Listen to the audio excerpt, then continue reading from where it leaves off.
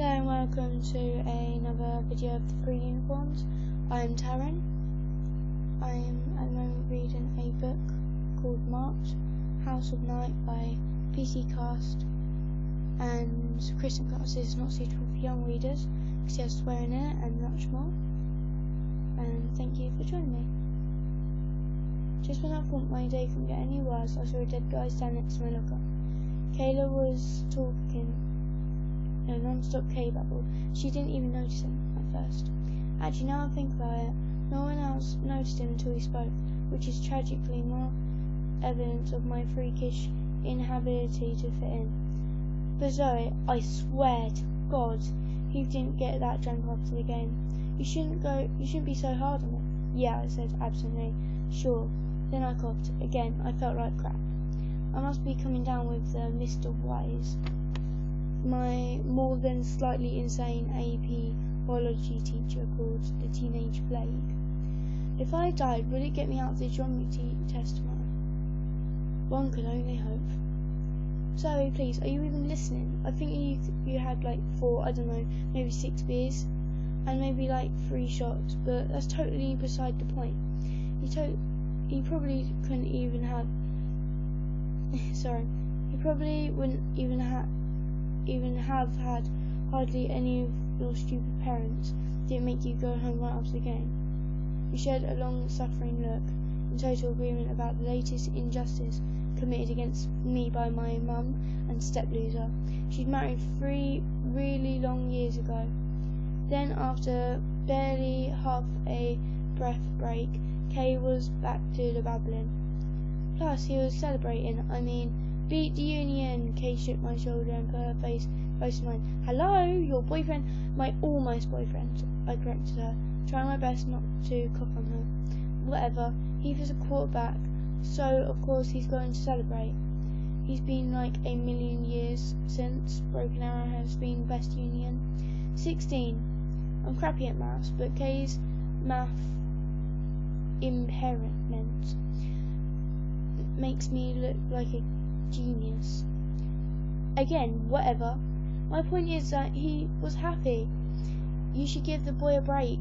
The point is that he wasted for like the 5th time this week. I'm sorry, but I don't want to go out with a guy whose main focus in life is to change from trying to play college football to try and chuck a 6-pack without puking. Not to mention that going out, he's like going to get fat from all the beer. I had paused to cough. I was feeling a bit drowsy and forcing myself to take slow, deep breaths. Then the coughing fit was over. Not like K-babble noticed. Ew, he fat? Not a vision I want. I managed to ignore another urge to cough. And kissing him is like sucking on alcohol-soaked spit. Kay scrumpled up her face. Okay, sick. Too bad he's so hot. I rolled my eyes, not bothering to try to hide my annoyance and her typical shallowness. You're so grumpy when you're sick. Anyway, you have no idea how lost puppy-like Keith looked after you ignored him at lunch. He couldn't even, when I saw him, the dead guy. I mean, I realised pretty quick that he wasn't technically dead. He was undead, or unhuman, whatever scientists said the thing people said another, but the end result was the same. There was no mistaking what he was and even if I hadn't, it felt the power and the darkness that radiate from him. There was no freaking way I could miss the mark. The sapphire blue crescent moon on his forehead, and his additional tattooing of enwidened marks work from his equally blue eyes. He was a vampire. And worse, he was a tracker. Oh crap. He was standing by my locker. So you're so not listening to me. Then the vampire spoke his ceremonial words, slipped across the space between us, dangerous and succative, like blood mixed with melted chocolate. Zoe Monogory, night has chosen thee. Thy death will be but thy birth. Night calls to thee. Hearken to her sweet voice. Your destiny awaits at the house of night. He lifted one long finger and pointed at me. As my forehead exploded in pain, Kayla opened her mouth and screamed. Then the bright splotches finally cleared from my eyes, and I could see to look up at Kayla's colourless face staring down at me. As usual, I said the first thing that came to my mind. "Kay, your eyes are popping out your head like a fish." "Who marked you?" "Oh, Zoe, you have the outline of that thing on your head." Then she pressed her shaking hand against her white lips, unsuccessfully trying to hold back a sob. I sat back and coughed. I had a killer headache, and I rubbed the spot right between my eyebrows. It stung as if a wasp had bit me, and radiated a pain. Down around my eyes, all the way across my cheekbones. I felt I might puke. "Zoe!" Kay was really crying now, and I had to speak between wet little hiccups. "Oh my God, that girl was a tracker, a vampire tracker." "Kay."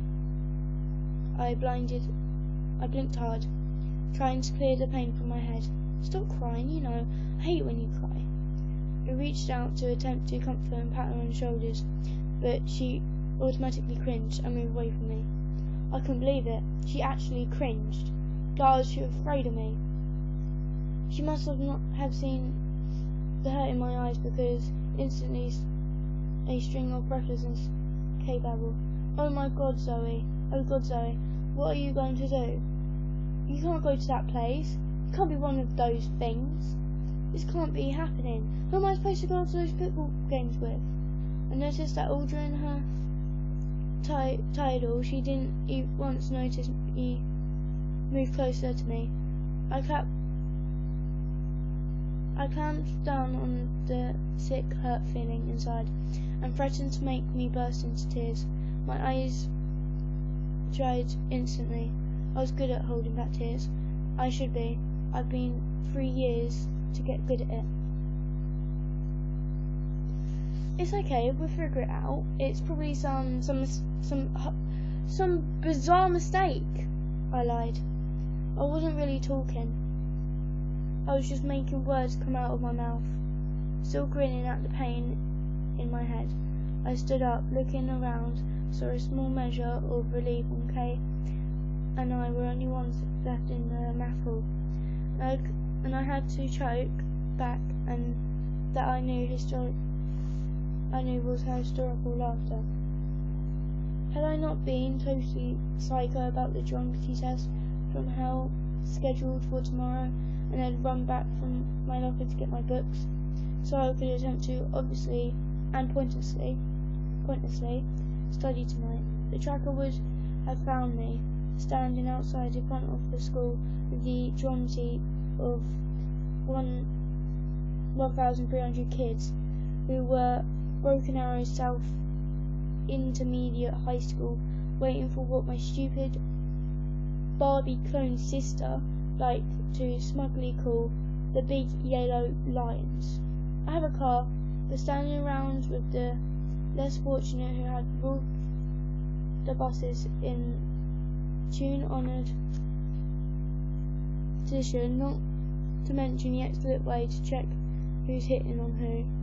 It was, and as it was, there was only one other kid in the math hall, a tall thin dork with messed up teeth, which I could, unfortunately, see too much of because he was standing where his mouth flapped open and staring like he'd given birth to a litter of flying pigeons.